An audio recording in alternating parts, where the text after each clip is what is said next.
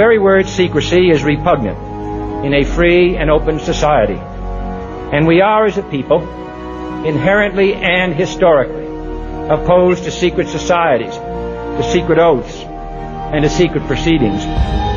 We decided long ago that the dangers of excessive and unwarranted concealment of pertinent facts far outweighed the dangers which are cited to justify it. Hello, this is Dane Wigington with GeoEngineeringWatch.org Radio, Global Alert News for December 5th, 2015. Another week of planet Earth completely under siege. Not a metaphor, this is an absolute fact. From climate engineering happening above our heads, decimating the planet, to a long, long list of other decimating factors. A lot of data to cover today. I'll do my best. Probably won't get through it all. This is a commercial-free news hour of hard-hitting data and perspectives with no commercial interruptions. That would diminish the gravity of the information presented here. My goal is and always has been this: to trigger listeners to actually investigate the facts for themselves. I've never asked or wanted anyone to take my word for anything. Rather, it's our responsibility, each of us, to investigate all the unfolding events that will make or break our collective futures and the future of our children.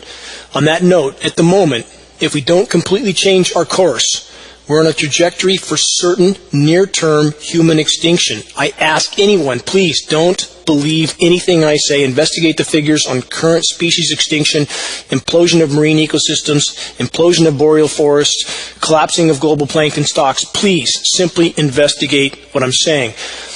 If you don't believe this and you continue to do nothing for the greater good, you continue to do nothing to change the course we are on, and see what comes. The denial or censorship of reality will not save any of us.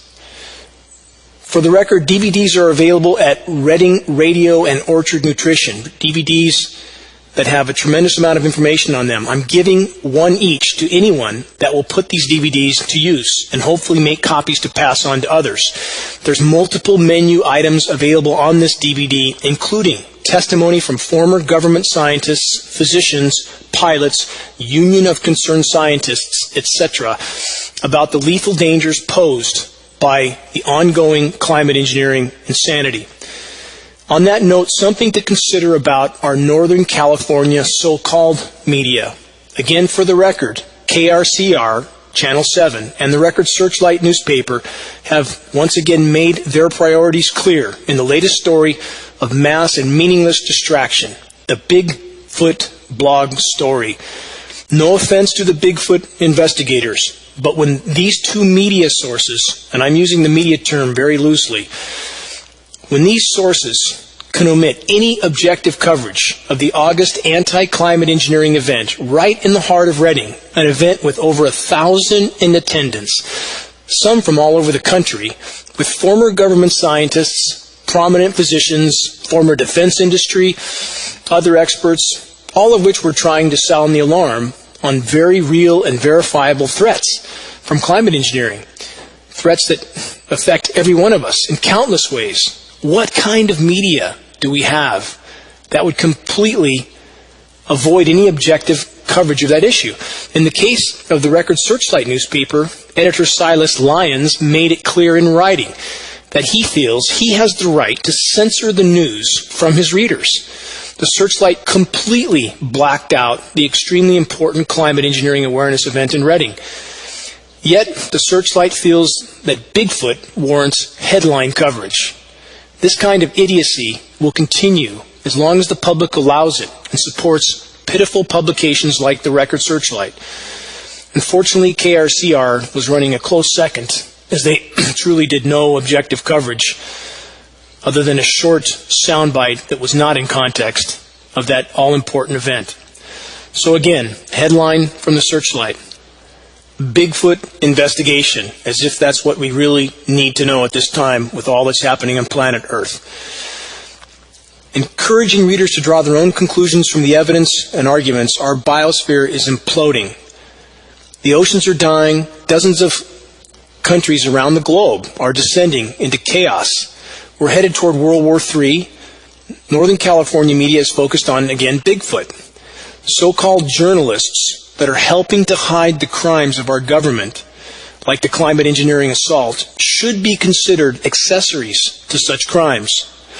Once the public is fully awakened, it's likely that, or hopefully, Nuremberg-type trials will be conducted if society is still intact, because things are disintegrating much faster than people understand at this point. It will become clear enough soon. Some other mainstream media headlines from the likes of Fox, MSNBC, and CNN.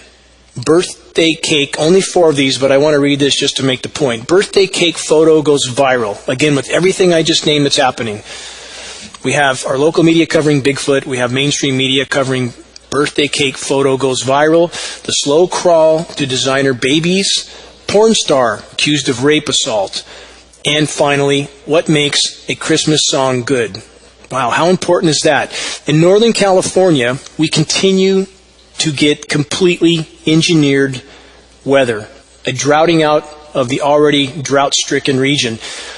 We don't get storms like we did in the past, and it's astounding that so few people notice the amorphous sky, the featureless sky, very little wind, very little clear sunshine ever.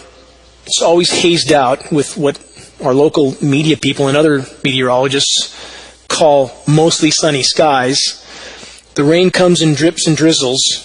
In the meantime, everything dries up.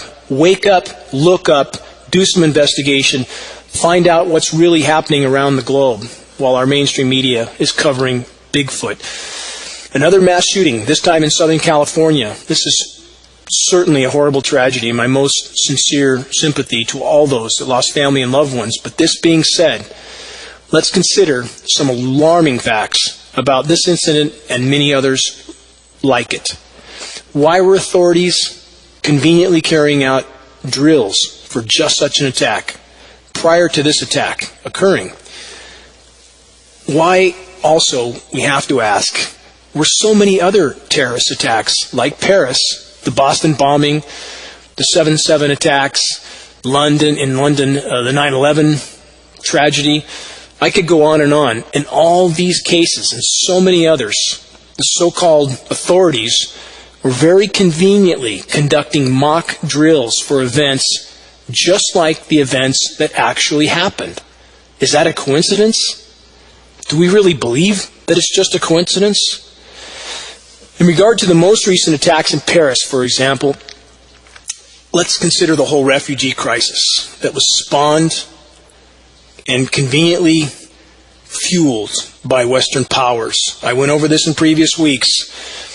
The bombing of infrastructure in so many countries that could only create refugees that were funneled into Turkey and held there. Turkey was paid to hold them there until they were all flooded out and herded everywhere they were meant to go, apparently. And I'm not saying these aren't real refugees. They're absolutely real refugees. When you bomb out countries and destroy infrastructure, you're going to end up with refugees. When you drought out these countries with NATO climate modification programs, and again, is it just coincidence that every single destabilized Middle Eastern country underwent protracted drought before the destabilization? And I know people, the global warming people, and again, the planet's warming, there's no question, but we have to admit to the geoengineering elephant in the room. Those that would claim all the droughts are related only to the warming climate, that's absolutely not verifiable by the data. On a warming world, it should rain more overall, not less. The laws of physics say so. So why is there so many convenient droughts in so many places where it serves the purpose of the power structure? Because climate engineering is making that happen. They can turn our water on and off at will. And this is hard science, backed up by patents, backed up by hard data, hard research, historical documentation of weather modification programs for any who care to look at the truth. Many don't. Much easier to ram your head into the sand. Won't be able to keep your head there much longer. Wait and see. So, as we have these refugees being fueled out and flooded everywhere, they made sure this would happen. They beat the drums of fear that all of us need to be terrified of these refugees that are most of which simply trying to find their next bite of food. That again, the power structure themselves created, and now claim they're going to protect us all by clamping down on our rights and freedoms, protect us from the very crisis they created to begin with. Is there a picture forming here? There should be. I hope there is soon because we don't have much time. How obvious can it be that all mainstream media sources are just reading the scripts they're given by those that control them. When the San Bernardino attacks occurred, suddenly all mainstream media sources were using the term long gun to describe the assault rifles that were used. All the media sources, MSNBC, Fox, CNN, all were suddenly using the term long gun. That's a sign that they're being given scripts. Since when is such a term being used for an assault rifle? Never heard this term before. In fact, the only time I've ever heard the term long gun used was on Last of the Mohicans. Why is it now suddenly being used by all the mainstream media sources? Completely parroting each other. Let's get on to some other headlines, which we're not being told while our local media is telling us all about Bigfoot. Again, global collapse continues. Headline, the collapsing global trade, November 30th. The global economic trade, this is an excerpt from this report, the global economic trade is down 8.4% so far this year. Among the many economic indicators that experts use to gauge the health of the world economy. The Baltic Dry Index, I've spoken of this before, usually goes unnoticed. This index offers an indication of the global demand and supply of major stock materials that are used by manufacturers at the beginning of production. And the shocking truth is that the index has been plummeting to reach a new record low not seen before. This is another new record low, beating the old record low that I spoke about in previous weeks. Another headline, separate publication. Should we brace ourselves for the next global economic meltdown? The report continues. Maersk CEO Niels Smittegaard Anderson told Bloomberg that the global economic growth is declining and that the figures are much worse than forecasted by the IMF and others. Much worse. Pay attention to that. Contrary to what we may have been led to believe, the state of most of the world economy is in dire straits. That's a headline and an excerpt from the report. Another headline, this one posted by Charles Hugh Smith. The Last Christmas in America. The game of enabling more debt by lowering interest rates and loosening lending standards is coming to an end. The report continues.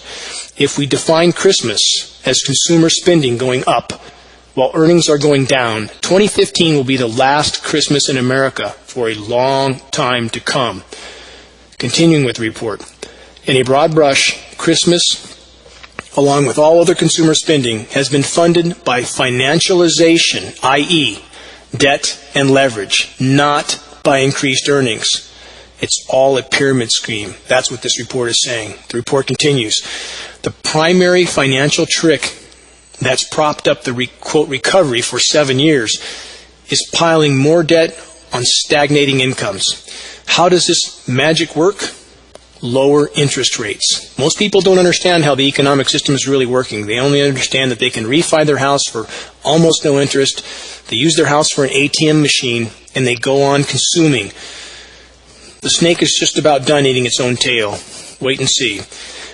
Finishing with this report, in a healthy economy, households earn more money after adjusting for inflation, aka the loss of purchasing power. And the increased earnings enable households to save, spend, and borrow more. In an unhealthy, doomed to implode economy, earnings are declining and central banks enable more borrowing by lowering interest rates to zero and loosening lending standards. So anyone who can fog a mirror can buy a new pickup truck with a subprime auto loan. How many commercials do we all see of how many car companies buy their car, nothing down, no interest, no payments for 6 months? Do you think that's a sign of a good economy?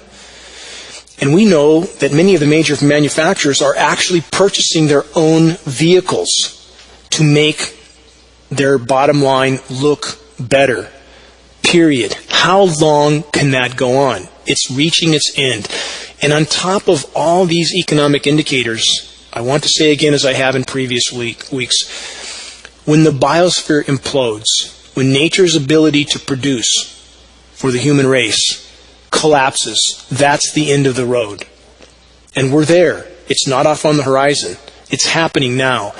And every single day, the climate engineers continue with their insanity of attempting to play God with the weather, lessens any chance we have for recovering to any degree that would allow the planet to continue to support life. Look up.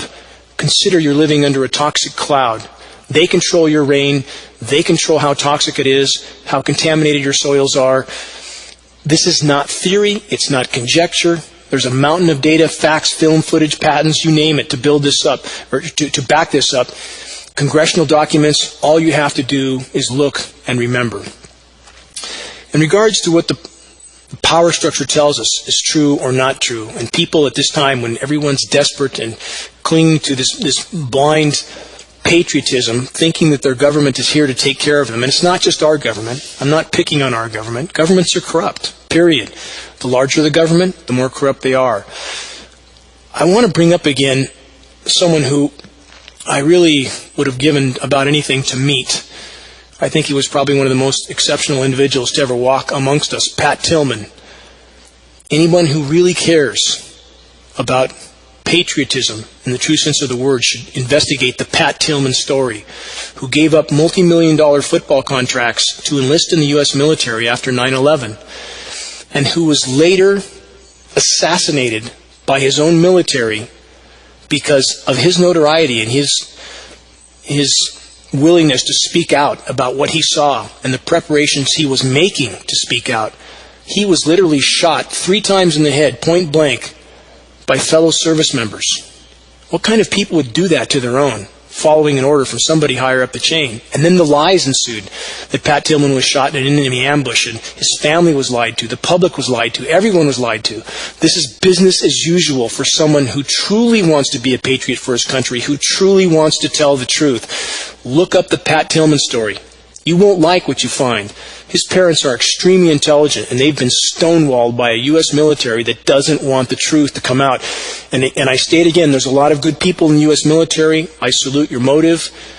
But I'm asking you to wake up and find out what you're being used for against your own countrymen and people like Pat Tillman. A few more headlines from Iraq, who we supposedly liberated and brought freedom and democracy to.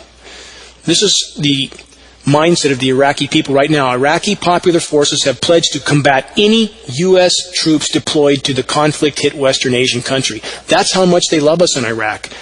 Why wouldn't they feel this way when we have completely obliterated their country? Was Saddam Hussein a bad guy? Absolutely. Let's remember who armed Saddam Hussein. Let's remember who gave him the chemical weapons he used on civilians. It came from us. Let's remember the handshakes with Donald Rumsfeld and others on the record, on film. Look at your history. Look at your history. And it's up to us to look and not take the attitude of, I don't want to hear it, it's too negative. We have a responsibility, an absolute responsibility to our children to face the truth. An internationally recognized psychoanalyst like Scott Peck and others have stated, the hallmark of a healthy mind is an unswavering willingness to face the truth no matter how dire.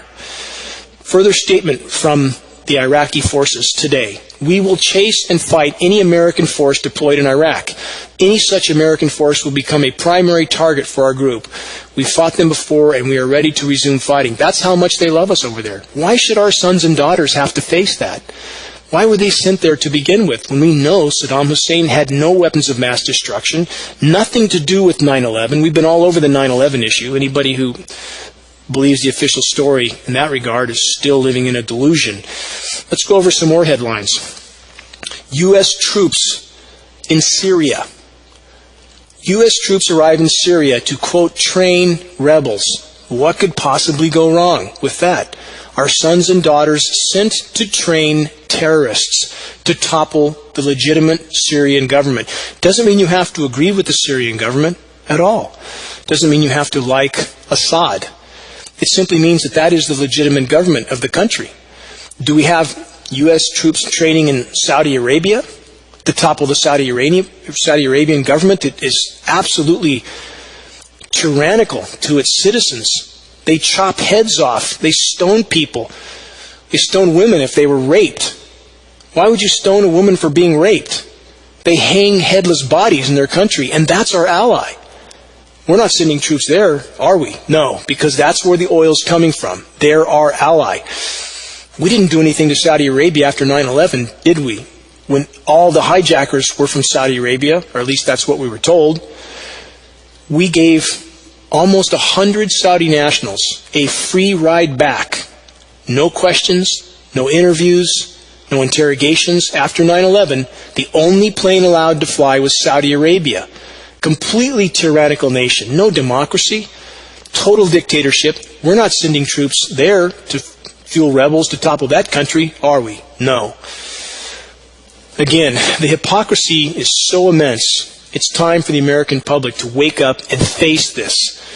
More from this report about the Syrian troops arriving in Syria. AFP, American Free Press, is reporting that U.S. soldiers are now operating in northern Syria. U.S. soldiers are in Kobani, the town in northern Syria, nearly destroyed in fierce fighting with ISIS, to train Kurdish forces to battle the extremists. Kurdish sources said Thursday. Listen to this report carefully, it's not long. Mustafa Abdi, an activist in the town on the Turkish border, told American Free Press the American instructors had arrived in recent hours in what is the first official deployment of U.S. ground troops in Syria.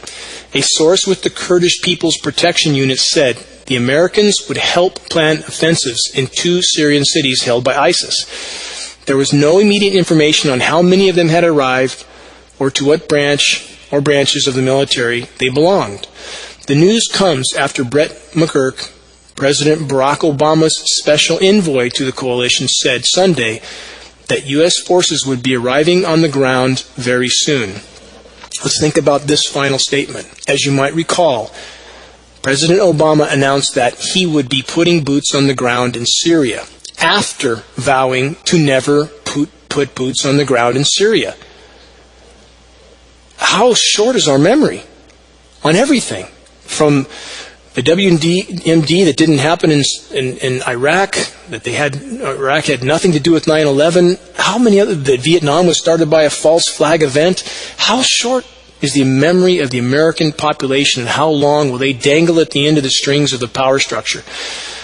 So to finish the statement, again, Obama saying he would be putting boots on the ground in Syria after vowing never to put boots on the ground in Syria. To wrap your head around this, Obama says he supports Ankara after Turkish F-16s shot down a Russian jet in Syrian airspace. But he's also sending U.S. soldiers to train Kurdish rebels who have been at war with Turkey since the dawn of time. Where is the logic in any of this? Creating more global conflict, one after another after another. American population needs to turn off the football games, put the beer back in the refrigerator, wrap up the chips, and pay attention, because everything is at stake. More headlines to put this ISIS terrorist threat into context. Turkish media on Turkish weapons headed for ISIS. This is what this headline is based on. Here's the headline. Turkish weapons heading to end in ISIS hands. RT speaks to journalists. Again, weapons being funneled through Turkey to end up in the hands of ISIS. NATO ally Turkey, U.S. ally Turkey, giving weapons to ISIS. Turkey, who corralled the refugees created by the Western bombing and then herded them off to invade countries everywhere. That Turkey. The report continues. Journalists from one of few remaining independent newspapers in Turkey, whose editors were recently arrested, have spoken to RT from their Istanbul office, sharing what they know about Turkey's alleged connections with the Islamic State. Let's not forget John McCain's connection with the leaders of ISIS. You can look this up. He stated it on Fox News. Not that I like Fox News or CNN or MSNBC. All of these agencies, let's think about this. All of these agencies will never, ever tell you the truth. They will never state or admit to the fact climate engineering is going on. They will never repeat many of the known truths about 9/11. They will never ever disclose the fact that, oh, by the way, there's almost 2,500 international experts, architects, engineers, speaking out that the official story is nonsense. You won't hear this kind of stuff from any of those agencies because they are owned lock, stock, and barrel by the same power structure that carried out the crimes to begin with. If you want truth, you're going to have to look for it. And if you don't go looking for it, you don't care much about your children, their future, or even your own future. Because problem is not off on the horizon. It's not over the next ridge. It's kicking the door in now. Another headline. U.S. refused to attack Turkey. Turkey-bound ISIL oil trucks. Why would the U.S. refuse to attack supplies heading to Turkey from ISIL? Why is Turkey buying oil from ISIL? Let's continue with this report. The U.S. military refuses to attack Islamic State trucks that carry stolen Iraqi and Syrian oil to Turkey, arguing that these are civilian targets, a prominent Iraqi politician said on Saturday. Well, how come our drones are blowing up, in some cases, wedding parties with 50 innocent people? Our news doesn't talk much about that, do they? Look it up. The amount of civilians killed by drone attacks is staggering, absolutely staggering, but yet the U.S. refuses to attack ISIL oil trucks bound for Turkey. We need to look very, very closely at what's actually happening, because all of us are being herded off a cliff while the power structure carries out unbelievable crimes in plain sight. This report continues. This is from someone in the know on the inside. On this report, it states, this is a representative from one of the military's intelligence in Russia. I have personally contacted U.S. representatives asking them to target ISIL trucks transporting Iraqi and Syrian oil to Turkey, only to be told that those were civilian targets, so they could not attack them. A leader of the State Law of Coalition Party in the Iraqi parliament and former National Security Advisor Moak Rubey told Russian intelligence by telephone on Saturday. Here we have people that are in the know trying, asking, begging, pleading for the U.S. to deal with the ISIS situation, and the U.S. refuses. On Wednesday, Russian Foreign Minister Sergei Lavrov said that the incident with the Russian Su-24 bombers shot down by a Turkish jet fighter over Syria was in response to Russian attacks on ISIS oil installations. There you have the bottom line. The U.S. refused to attack the ISIS tanker trucks selling oil to Turkey, funding their terrorism.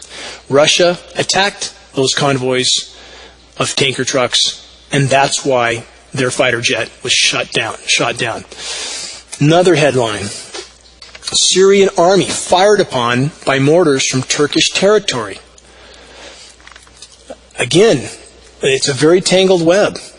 And the notion that the conflict in Syria is some fight for freedom and democracy is total nonsense.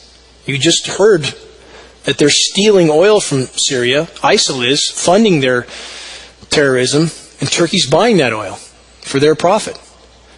That's the true story that we don't hear. Final sentence on that report. Turkey fired a number of mortar bombs towards Syrian army positions, the Syrian army spokesman said Saturday. So this is simply a proxy war for resources, period. Should be obvious to any who are truly taking a look at what's happening. Now, Putin approves, this is another headline, by the way. Putin approves economic sanctions against Turkey following downing of Russian warplane. Why wouldn't he? Why wouldn't he? I'm not in love with Putin. Russia is part of the climate engineering insanity. So is China. All other countries are conforming or either kept silent by all sorts of threats. We can only imagine what's going on in Paris right now with the pushing of climate engineering as the mitigation for the damage that's done to the planet, when climate engineering is a primary source of that damage. Not the only source, as so many want to believe. That's a ridiculous notion. But we have countries like Russia participating in the climate engineering. So nobody's innocent in this equation. But that being said, why wouldn't Russia implement sanctions against Turkey when their warplane was shot down for trying to fight the terrorists? What would the U.S. do, for example, if a U.S. warplane violated airspace just like Turkey did for 15 seconds, or what? It was even less than that. It was, I think, 7 or 8 seconds was the final outcome there. If the U.S.'s jet violated Turkish airspace for several seconds and they were shot down, what would the U.S. do? What would the U.S. do if a foreign country's drone blew up 50 of our civilians at a wedding party? What would we do?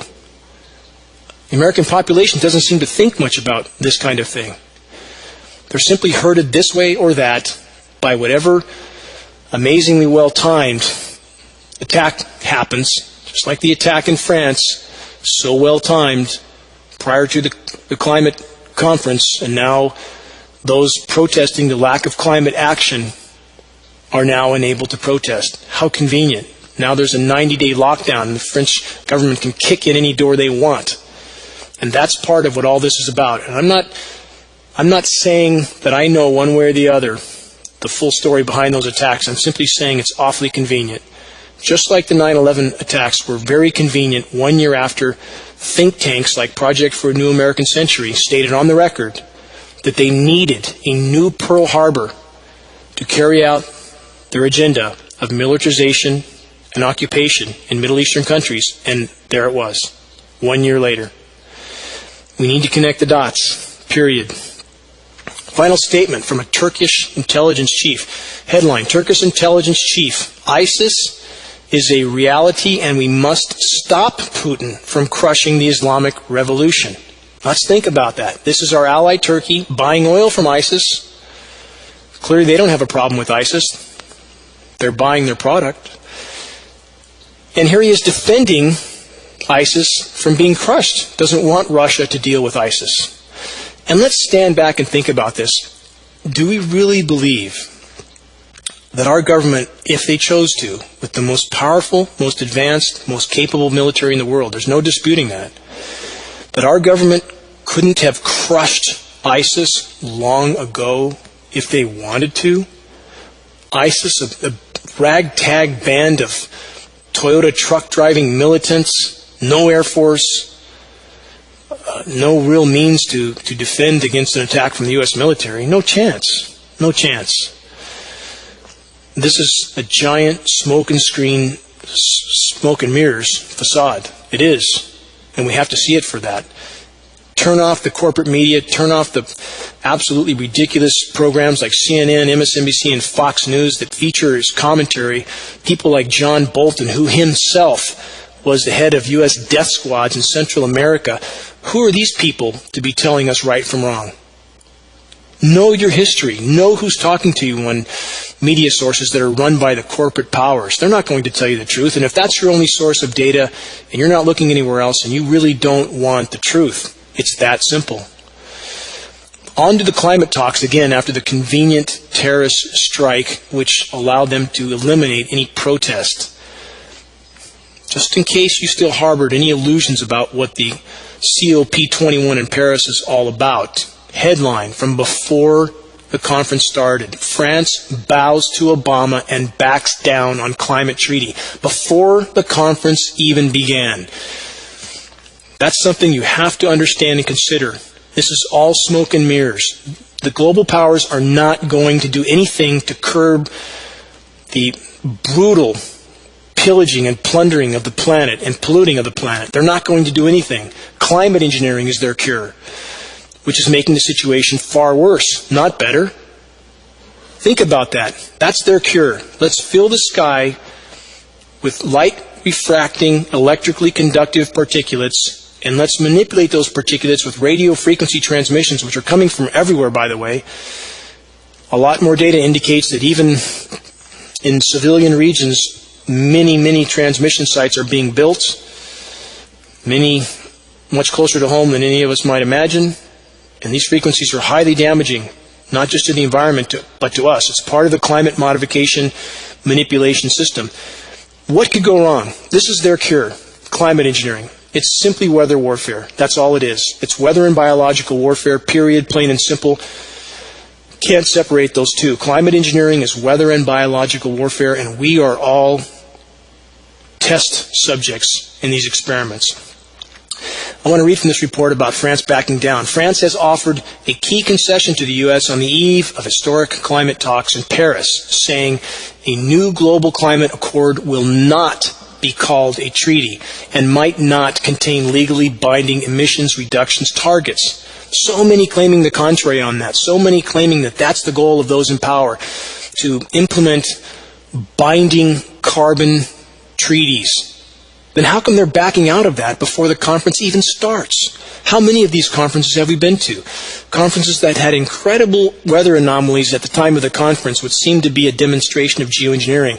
The Cancun Climate Conference and the Copenhagen Climate Conference had record low temperatures at the conference, at the time of the conference, in spite of warmer than normal temperatures in surrounding areas. How does that happen? Geoengineering is how. And if you don't think they can do this, search engineered snowstorms, as I've stated before. Search Chinese scientists create engineered snowstorms. And if the Chinese can do it, and you don't think we can do it, you're not living in reality. Continuing from this report, and a significant climb down, Laurent Fabius, French foreign minister, said signatories to the planned deal would still be legally required to meet many of its terms, but most likely not the carbon-cutting goals underpinning the agreement. In other words, nothing binding coming out of this conference. It's simply a grand facade. Continuing, John Kerry, U.S. Secretary of State, warned in an FT interview this month that the Paris Climate Change Summit could not deliver a treaty that legally requires countries to cut their emissions. There you have it, before the conference even started. Because their cure is geoengineering.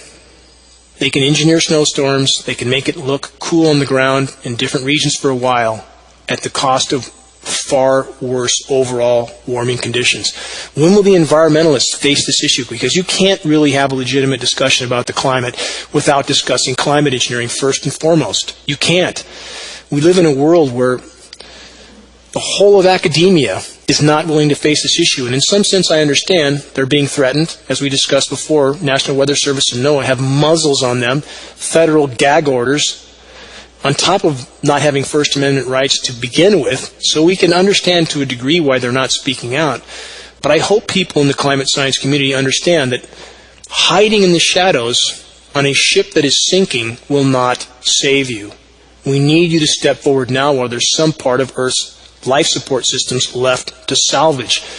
That you can't have any legitimate discussion about the climate without discussing climate engineering. Continuing with this report, at the time, François Hollande, the French president, reacted angrily to Mr. Kerry's comments, saying making the accord legally binding was the whole point. He continues, if it were not binding, there won't be an agreement because that would mean it would be impossible to verify or control undertakings that aren't made. He said, EU and other countries have long said the Paris deal should be an international treaty with binding measures to cut emissions. But Kerry already said, not going to happen. Let's continue. Another headline. This is from New Scientist. This is important to understand and consider in regard to how dire our situation is. Headline from New Scientist. Paris Climate Summit. Earth may warm by 6 degrees C, even with a deal. 6C. That's almost 12 degrees Fahrenheit. Think about that and consider this. Humans have not lived on this planet at temperatures above 3.5 C, above baseline. A little over half what New Scientist says temperatures may be already locked in for. That's how serious our situation is. Again, we're through the guardrail. We're heading to the bottom of the canyon. We have to have a complete course change or game is over. Continuing with this report, under the headline I just read from New Scientist, says the optimistic view, the Paris Protocol will at least keep global warming below 4 degrees C. Again, still above any temperature at which humans have ever survived on this planet. That's the optimistic view. The realistic view, also from New Scientist, and I'm quoting, global temperatures could rise 4C even if the Paris Protocol is widely successful, which it won't be. What does this mean? It means that nobody in power is doing anything to change course. It's up to us. They are geoengineering. Why? Because they can. Because the population doesn't seem willing to stand up, find out the facts, and help to bring these programs to light and to an end. Finishing with this report, this planet has not experienced an ice-free Arctic for at least the last 3 million years, and maybe for as long as 13 million years. Humans have never lived on the planet at 3.5 C above baseline. There you have it. That's not just my data. It's indisputed scientific data. That's a tremendous change in temperatures. That's almost 7 degrees Fahrenheit. That's a massive, massive change globally. People have no idea the ramifications of such a change. Another headline, climate change, falling oxygen levels may be more dangerous than flooding. Again, there is so much happening and so quickly, so many feedback loops all feeding on each other. How many people are talking about declining oxygen levels? Some of us have been for a very long time. It's in my presentations going back years. Earth's oxygen content is declining radically. Many causes for that. Many of those factors, causal factors, lead right back to climate engineering. How is climate engineering affecting the lack of the forest's oxygen production now? Because the unbelievably intense UV radiation is scorching foliage. Why is there so much UV radiation? Because the particulates from climate engineering shred the ozone layer. Science fact. Look it up. Because the forests are dying from bioavailable metals affecting the root system. Also indisputed fact, we have lab tests around the globe to prove that the elements used in climate engineering patents are raining down in copious quantities to be inhaled by all of us and to poison the root systems of forests, cutting off the moisture, cutting off the hydrological cycle, just like we see in Northern California now. It doesn't rain much anymore. It just drips and drizzles. And our local meteorologists, because they're reading a script, they try to play it up like we've had something significant when we haven't. It used to rain here tremendously. The location I live in on the east side of Lake Shasta is about 240 inches of rain short for the last 8 years, not 4. So all these things are killing the forests. Forests are not absorbing carbon. They're not emitting oxygen. The intense UV radiation is killing plankton. We're down over 50% for global plankton populations. That's the largest source of oxygen on the planet. How long can we live when every breath we take is not only laden with toxic particulates sprayed by climate engineering programs, but when our oxygen content is declining? And those particulates, by the way, oxidize in the atmosphere, further consuming oxygen. This is a circus of insanity that we're all living in, period. And don't think it's off on the horizon. You can ignore it and go golfing and watch football and everything will be fine for your lifetime. Not going to happen that way. The trouble is here, now. Final sentence from this report of falling oxygen content from Science World Report. Falling oxygen levels caused by global warming could be the greatest threat to survival of life on Earth, greater than flooding. Researchers have taken a closer look at the gas composition of our planet and have found that organisms in our world's oceans will be decimated. Again, I state the plankton populations, largest source of oxygen on the planet, plummeting, absolutely plummeting. A number of reasons for that. But when a report like this from Science World, of course, completely omits the climate engineering elephant in the room, that's certainly inexcusable. But it doesn't change the fact that the reality they describe is happening. Even if they don't correctly name all the reasons, it doesn't change the reality, does it? The same is true for global warming and climate change. Even though official sources never mention the climate engineering elephant in the room, it doesn't mean the reality is not real. Even though we all love to hate Al Gore, the fact of the matter is this. Was Al Gore's data wrong? Yes, it was all wrong. In fact, the actual climate situation is far worse than anything Gore stated. Let me finish this report. The researchers found that an increase in the water temperature of the world's oceans to about 6 degrees Celsius could stop oxygen production by phytoplankton by disrupting the process of photosynthesis. About 2/3 of the planet's total atmospheric oxygen is produced by ocean phytoplankton, and therefore a cessation would result in the depletion of atmospheric oxygen on a global scale. This would likely result in the mass mortality of animals and humans. That is straight from the science manual. I went to a Chico climate march on November the 28th. This is from the 350.org group, and I was sorely disappointed at their, as a whole, not in all of them, but at their willingness to deny the climate engineering reality. 350.org is run by a man named Bill McGibbon, who receives money from the Rockefeller Foundation. So it's not much of a surprise that they will not touch the climate engineering issue, which makes everything they do, everything they claim to stand for, illegitimate, because you cannot discuss the state of the climate without first and foremost discussing the climate engineering elephant in the room. I hope that changes with the environmental groups that seem more concerned about protecting their 501c3s than they do addressing the truth. More concerned about protecting their 501s than they seem to be about saving the planet, the epitome of hypocrisy. On that theme, the total denial, there's another recent rash of articles and rants that have surfaced claiming global warming is a hoax and that we're entering another ice age. Many of these articles and rants are from sources and sites that claim to be independent and who also claim to be in the fight to expose and halt climate engineering. These sites and sources interview people like paid disinformation liars such as John Coleman, who masquerades as a meteorologist.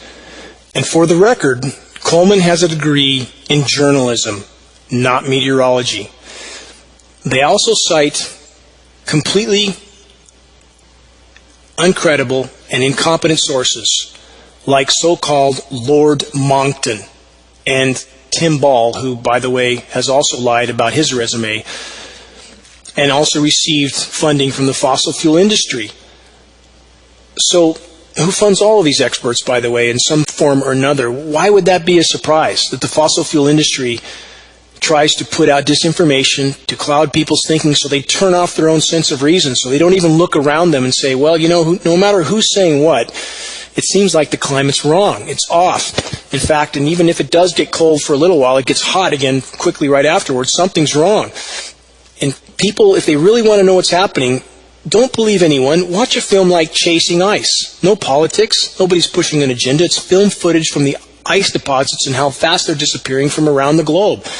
Isn't that the bottom line? So, in addition, when we have sources and sites citing people like Coleman, Tim Ball, Lord Monckton as credible sources, and these same people aggressively, tenaciously deny the climate engineering reality, ask yourself this: why would anyone that claims to be fighting against climate engineering use such people as sources?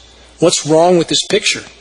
If such dubious sources are not available, many sites, so-called independent sites, just post a fictitious graph of global temperatures with no graph source shown. I want to say the following with complete clarity, regardless of the resistance it will cause toward me with those who are operating from an ideology and not facts. The planet is not just warming, it's in total meltdown. GeoEngineering is further fueling the warming trend overall. Though climate engineering is being used for countless highly toxic and temporary cool-downs, how can there be any legitimate discussion of the climate without including the climate engineering issue, first and foremost? I recently viewed an interview with John Coleman, the man fraudulently masquerading as a meteorologist, who tenaciously denies geoengineering and refused to even acknowledge the term when this very well-known host brought it up. This interview I just viewed was astounding to me, that it was done by someone who claims to be fighting geoengineering and yet who refuses, at least so far, to look at the truth about the state of the climate, of which climate engineering is making it worse, not better. So by pretending the climate is fine and not warming and actually cooling, which flies in the face of all credible data from the front line and all credible sources. And again, forget the sources. Let's look at the front lines. Let's look at a film like Chasing Ice. You don't have formerly frozen methane releasing from the seafloor because it's getting cooler. You don't have ocean level rising at 10 times the former projected rate because it's cooling. You don't have forests burning down around the globe because it's cooling. If we're to effectively fight climate engineering, it's essential to understand what's happening and not say exactly what the fossil fuel industry and the geoengineers want you to say, that it's cooling. And what does that mean for them? That they can convince other countries to use geoengineering because, look, they convinced their population that the planet's cooling when in fact it's in total meltdown. If we're to have any chance at all of successfully exposing and halting climate engineering, we must have credibility. The groupthink herd mentality must be abandoned in exchange for honest investigation and the solid conclusions that come with it. So many claims are being made about events like the Paris Climate Conference. But what do we see so far? That the major powers are not about to sign any restrictions on carbon emissions. The major powers are not about to admit to the climate engineering crimes. So many completely factless claims are being made about there being no warming for 20 years, about the ice expanding all over the globe, about the climate changes just being natural cycle. Again, I ask, how can anyone claiming to be in the fight to expose climate engineering claim that our totally engineered climate is just natural? How can anyone claiming to be in the fight to expose climate engineering put out completely false, factless data which completely obliterates any and all credibility with those that we most need to build bridges with, the cowardly, so far cowardly climate science community that has yet to admit to the climate engineering elephant in the room? Why would anyone in that community, the climate science community, come anywhere near the anti-geoengineering community when they see that so many in this community are so totally off base in regard to our rapidly overheating planet? How can we say for sure, again, that the planet's overheating, as I stated earlier? Because the unfolding realities on the ground, forests are burning, that doesn't happen on a cooling planet. Formerly frozen methane expelling can't happen unless it's warming all over the globe. Does that happen on a cooling planet? No. Ocean temperatures are off the line, and that's the bottom line. That's the bottom line. A cubic meter of seawater contains 4,000 times the thermal energy of a cubic meter of air. I ask again, what's natural about cutting down and burning forests around the globe, paving the planet, polluting and killing everything, with geoengineering at the top of that list, and putting 100 million tons of CO2 into the atmosphere every single day? CO2 is necessary, of course, but way too much, too fast, that's bad. Water is essential for life, but how helpful is it if you're 10 feet under? Those that truly want to help in the fight to expose and halt climate engineering will take the time to dump their ideological herd mentality groupthink and actually do some real research. The knee-jerk propensity to take the opposite position of anything and everything the science community states is not rational. To believe the claims of the supposed 31,000 scientists that signed a petition that there's no global warming, investigate that petition. It's a total farce, a total fraud. If you bite the headline and never investigate, you're not helping the cause, you're harming it. To believe in the fossil fuel industry funded false graphs of global cooling without examining the front-line film footage of glaciers disappearing around the globe is not responsible. Of 1,400 glaciers surveyed globally, 1,396 are either gone or disappearing rapidly. Again, we have a responsibility to look at the truth, to understand what's real, what's not real, and what's making it worse. Climate engineering is making all of it worse, not better. It's not a cure, it's a curse. Headlines are not facts. Ideology is not a basis for conclusions. If you truly care about the truth, if you truly care about the fight for the common good, find out what the facts are. Taking the opposite position of Al Gore, again, not rational. It's not a rational basis for a conclusion. Yes, Gore was wrong, as I stated earlier. In fact, the climate is far worse than anything Gore said. That's the conclusion dictated by the data, not by me. That's by frontline data, covered and confirmed by film footage all over the globe. Of all the human sources of damage done to our planet, climate engineering is the most decimating of all. Total disruption of our rainfall, shredding of the ozone layer, complete contamination of the entire planet. All of the challenges we face are immense. But of all those challenges, if we are not able to expose and halt the climate engineering insanity, it will soon enough be game over. Climate engineering is weather warfare, which is also biological warfare due to the fallout from these programs. We need everyone to help with sounding the alarm, credibly, effectively, based on facts and reality, not on ideology. That's the effective way to win this battle. We are in a chess game, and you must take your compass heading each and every day. You don't march with information that you heard on a headline several years ago and think you know what's happening, because you don't. We need to all stand on solid ground. The sand in the hourglass is running out. We don't have much time. Let's make it count. Until next week, this is Dane Wigington with GeoEngineeringWatch.org.